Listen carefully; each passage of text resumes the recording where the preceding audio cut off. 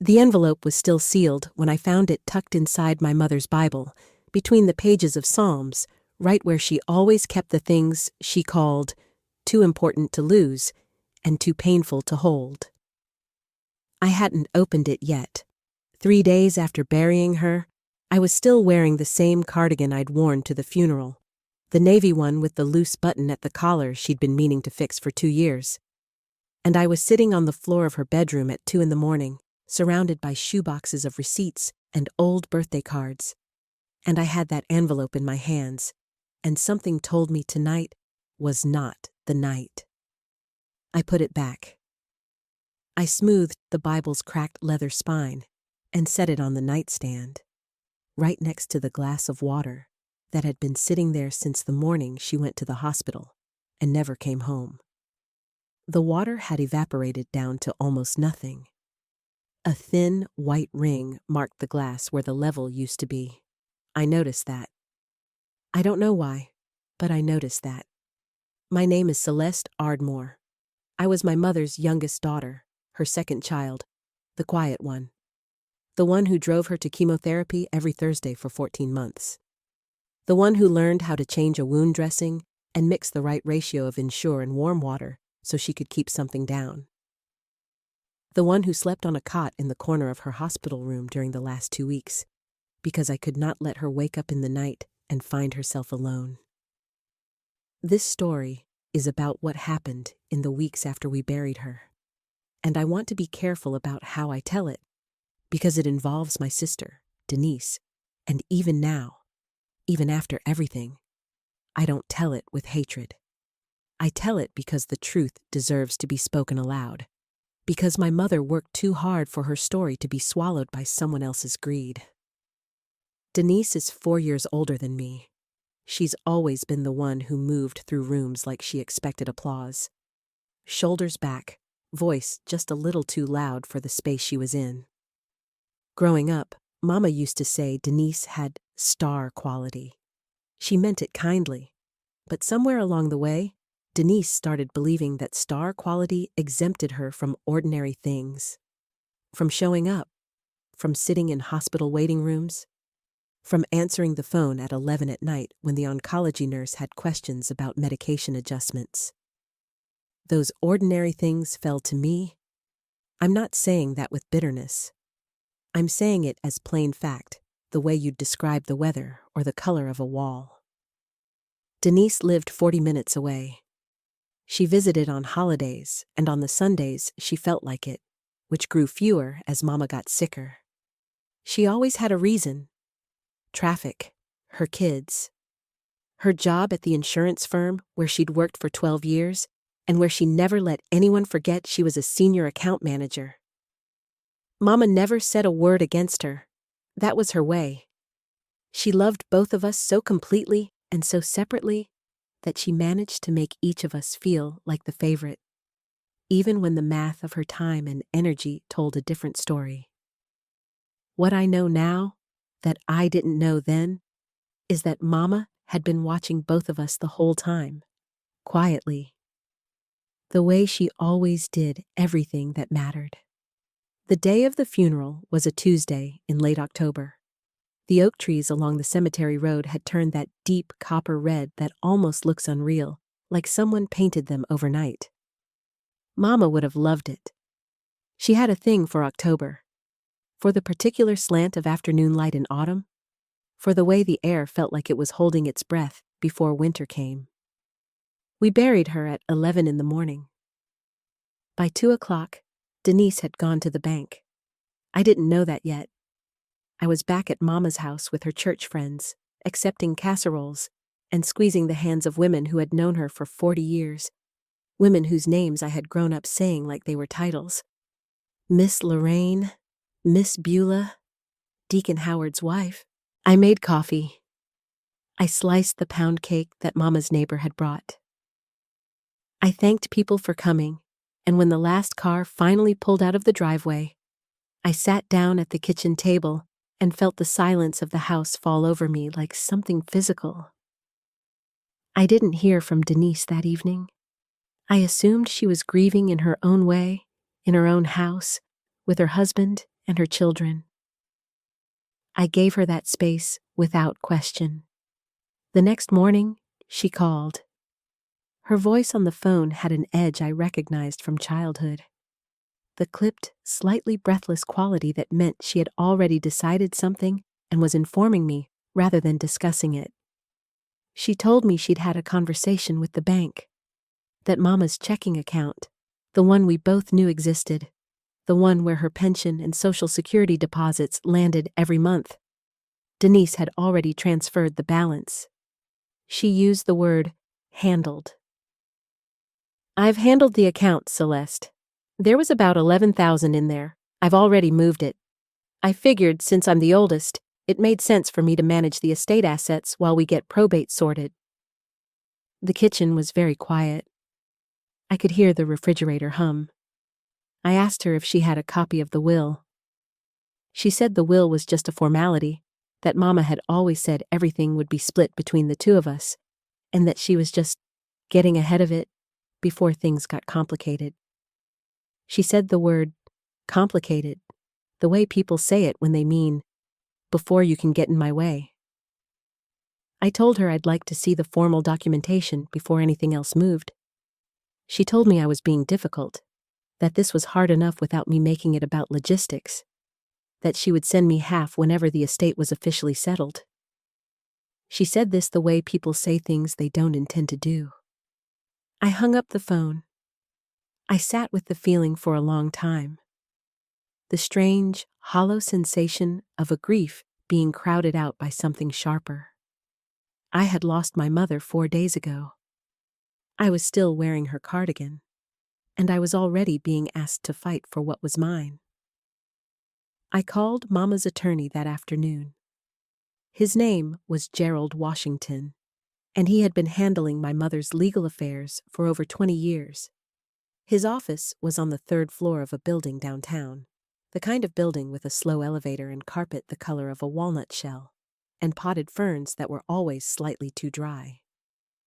I had been there twice before, once as a teenager when Mama updated her homeowner's policy, and once about 3 years ago when she told me quietly on a Thursday after chemotherapy that she had made some arrangements and wanted me to know where the paperwork was kept.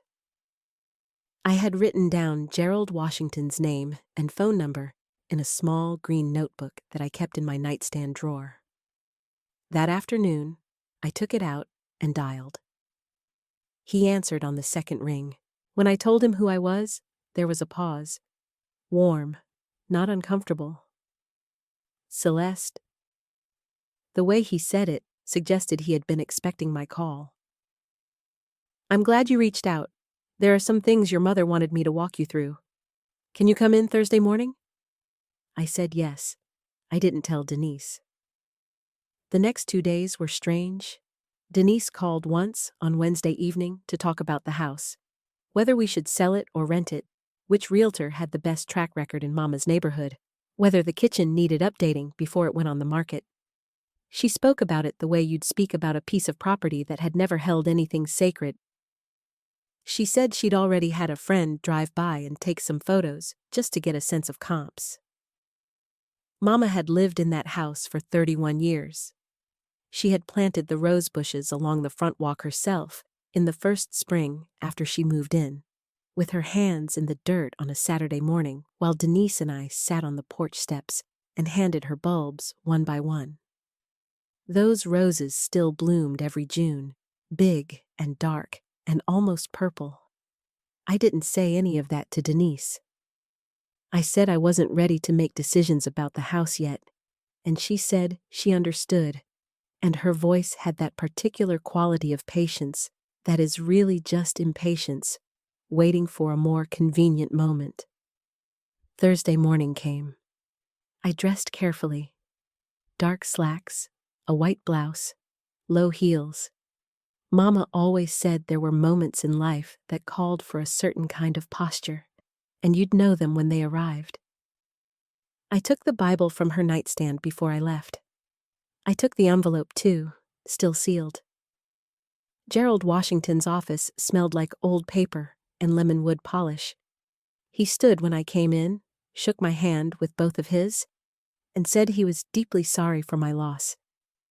He had a face that had been kind for a long time. The lines around his eyes sat softly, the way they do on people who have learned to listen without judgment. He offered me coffee. I accepted. Then he set a folder on the desk between us, and he laid his hands on top of it. And he looked at me with the careful steadiness of a man who has delivered news in both directions. The kind that lifts people up and the kind that hollows them out. "Your mother came to see me 13 months ago," he said, "right after her diagnosis. She had been meaning to update her estate plan for a while, and the diagnosis, her words, gave her the clarity to stop putting it off." He opened the folder. The first document was a will, formal, witnessed, notarized, dated 13 months ago, exactly as he said. I looked at the date, September 14th, and I remembered that day. It was a Thursday, after her second chemotherapy appointment. She had asked me to drop her downtown before I took her home, said she had a quick errand. I had sat in the car and listened to the radio for 45 minutes, assuming she was at the pharmacy. She had not been at the pharmacy. Gerald walked me through the will's basic provisions, the furniture, the personal effects, the jewelry. But then he turned to page 4, and he placed one finger gently on a paragraph near the top of the page, and he said, "Your mother was very specific about this part. She asked me to read it to you directly." His voice settled into a different register. Slower, deliberate. "To my daughter Celeste Marie Ardmore, I leave the full ownership and title of my home at 4418 Sycamore Lane, unencumbered, along with the complete balance of my private savings account held at First Meridian Bank, account number ending in 7734, which she does not yet know about." I asked Gerald to explain this account to her in person. I also leave her my Bible, which contains something she hasn't opened yet, and which I ask her to open only when she is ready. The room was very still. My hands were in my lap. I could feel my own heartbeat in my fingertips. Gerald looked up from the page. "Your mother opened that savings account 22 years ago? She made small deposits, sometimes $20, sometimes $200, whenever she could. She also moved a portion of her investment distributions into it, quarterly, for the last 11 years. He paused. He was watching me the way you watch someone standing at the edge of something significant. "The balance as of last Friday was $417,000. $417,000. I heard those words, and I felt the air change in the room. Not dramatically, not with a crash or a rush of wind, just a quiet shift. The way a door eases open onto a room you didn't know was there. I thought about $20 deposits. I thought about a woman who raised 2 daughters on a teacher's salary and a pension, who clipped coupons and bought shoes on sale, and wore the same winter coat for 11 years because it was still perfectly good, who had sat in a chemotherapy chair every Thursday morning, and afterward, instead of going home to rest, had stopped at a law office downtown to make sure the daughter who had never left her side would be taken care of." My throat closed. Gerald gave me a moment. He was good at that. When I could speak again, I asked about the checking account, the one Denise had already emptied. He nodded, unsurprised. He told me that account had not been listed in the will, and that the funds were technically part of the probate estate, which meant Denise's transfer had been an unauthorized withdrawal from an account she had no legal authority to touch unilaterally. He said this with the measured tone of a man who has seen variations of this story before and finds it neither surprising nor acceptable. He also said that it was recoverable with documentation and a formal demand letter which his office could prepare. He told me one more thing. The house, 4418 Sycamore Lane, the house with the rose bushes and the walnut-colored kitchen and the bedroom where I had slept on a cot for 2 weeks was already in my name. Mama had done a transfer on death deed 2 years ago. It had nothing to do with probate. The house had been mine the moment she passed, quietly and completely, without requiring a single signature from anyone else. Denise had been calling real estate agents about a house that was already mine. I drove home in a kind of silence I had no name for. It wasn't triumph. The grief was still there, unchanged, enormous, patient. But underneath the grief, there was something that felt like my mother's hand on my shoulder. Steady, familiar. That evening, I sat down at her kitchen table and I took the Bible out of my bag. I turned to Psalms and I found the envelope, and this time my hands opened it without hesitation. Inside was a single sheet of paper, folded in thirds, in my mother's handwriting. Her penmanship was always careful. She'd been an English teacher for 27 years, and she wrote every letter like it deserved to be legible. It began, "My Celeste." She wrote about the account, how she had started it after our father left, when I was 2 years old, with the money she had saved from a summer tutoring job. How she had added to it whenever she could, not from a plan exactly, but from a feeling she couldn't name. A feeling that the world had a particular way of underestimating quiet women, and she wanted me to have something solid underneath me when that happened. She wrote, "I watched you become the person I always hoped you'd be, and then I watched you become more than that. You never asked to be thanked. You just showed up. Every Thursday, every night, every time." She wrote about Denise, too, not with bitterness, but with the honest sorrow of a mother who sees her children clearly and loves them anyway.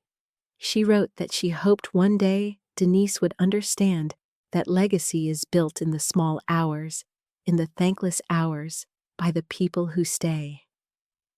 The last line of the letter said, "The roses will come back in June, sweetheart. Make sure you're there to see them." I folded the letter back along its creases and held it against my chest for a long time.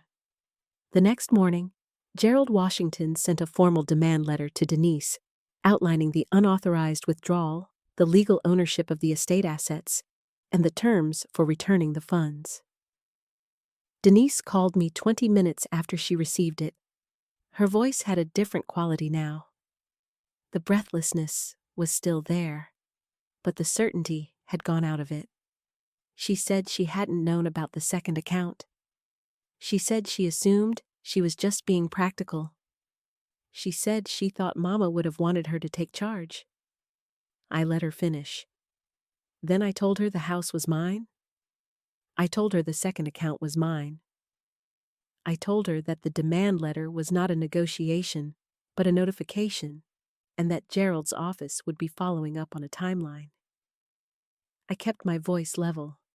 My hands were still on the table, palms flat, the way Mama used to sit when she was serious about something. Denise went quiet.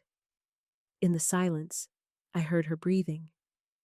And something in me, not the lawyer's daughter, not the aggrieved sister, but the girl who had grown up sharing a bathroom and borrowing each other's hair ribbons, felt the weight of that silence as a kind of grief too, for the version of this we could have had.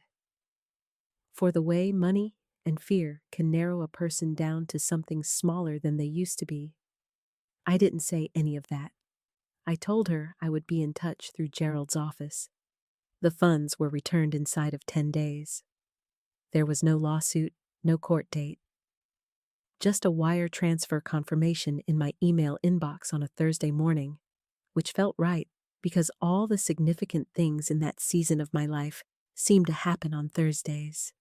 I sat with the confirmation for a few minutes before I forwarded it to Gerald. Then I made coffee and I stood at Mama's kitchen window, my kitchen window now, and I watched the bare branches of the oak tree in the backyard move in the November wind. And I thought about $20 deposits made over 22 years by a woman who trusted that her quiet daughter would someday need something solid to stand on. There are things I know now that I didn't know the morning I found that envelope. I know that the people who underestimate you are not always strangers. Sometimes they are the people who shared your childhood and forgot, somewhere along the way, to keep seeing you. I know that my mother's love was not passive. It was a long, deliberate act. Every Thursday, she sat in that chemotherapy chair and endured what she had to endure. And then she stopped at a law office and updated a document. And then she went home, and she was my mother, making soup, asking about my week, holding on. I know that inheritance is not only what is passed down in accounts and deeds, it is also the capacity to stay when staying is hard. The ability to be quiet when loud would be easier. The knowledge that your worth has never, not once, depended on whether the people in the room recognized it. I spent the winter in the house on Sycamore Lane. I fixed the loose button on the navy cardigan. I cleaned out the shoeboxes and organized the receipts and gave the church clothes to Miss Lorraine, who knew exactly which women at First Baptist needed them. I let the house breathe. I let myself breathe. In early December, I had the water glass from Mama's nightstand cleaned and put away. But first, I held it up to the window and looked at that thin white ring left behind by the water that had slowly evaporated. The mark of what had been there. The evidence of something that was real, even after it was gone. I kept the glass. February brought paperwork, a great deal of it, and Gerald's steady voice on the phone walking me through each step. First Meridian Bank confirmed the full account balance.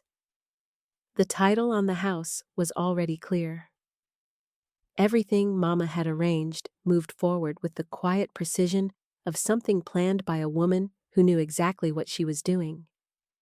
Denise and I have not spoken since the day of the demand letter. I don't say that with satisfaction. I say it the same way I say most of the hard truths in this story.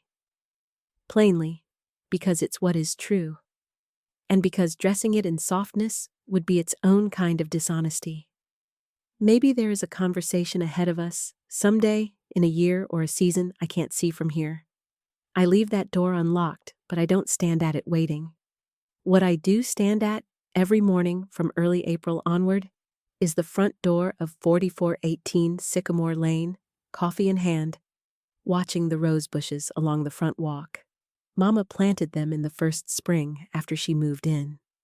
Dark red, almost purple, with thick petaled blooms that come in heavy and full, and smell like something that has been gathering warmth all winter, just to give it back to you all at once.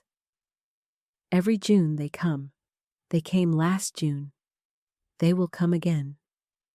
The morning I first saw the buds forming, small and tight and pale green against the thorned canes, just barely visible if you looked close enough. I stood on the front walk in my bare feet, on the cold April concrete, and I pressed my hand to the nearest branch. Not grabbing, just resting, the way you rest your hand on a shoulder when words are not the right thing. I had been there. Just like she asked. There is something I want you to take with you from this story, and I will try to say it carefully, because it is the kind of truth that breaks when you hold it too tightly. The women in our families who do the quiet work, who drive to appointments and sit in waiting rooms and learn to read the monitors and change the dressings and stay through the long nights. Those women are not invisible. They see themselves clearly. And the people who love them, truly love them, see them too. The ones who overlook them are only overlooking their own education. My mother spent 22 years building something for me in secret, not because she doubted me, but because she understood the world well enough to know that talent and devotion are not always their own protection.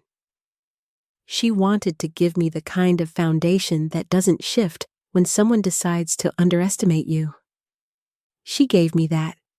She also gave me her Bible, her roses, her kitchen window, and a letter that ends with the word sweetheart in her careful teacher's handwriting on a folded sheet of paper I have now read so many times that the creases are beginning to thin. And she gave me the envelope, the one I found tucked in Psalms, the one I wasn't ready to open that first night on the floor of her bedroom. I think she knew I would find it before I was ready, and I think she trusted me to know when to wait. That was always how she taught me things, by trusting me to feel the right moment, and by making sure, when the moment came, that what she left behind was exactly what I needed. The envelope is in the Bible still. I keep the Bible on the nightstand, right where she left it.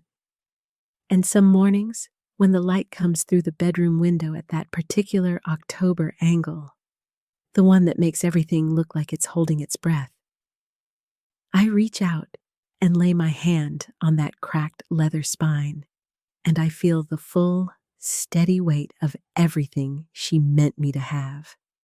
If this story stayed with you tonight, if it made you think of someone in your own life who did the quiet work, who stayed when leaving would have been easier, who built something in the long hours that no one thought to notice, share it with them. Let them know you see it. Let them know it counted. Subscribe so the next story finds you when you need it. And until then, don't let anyone convince you that quiet means small. This story is a work of fiction. Names, characters, places,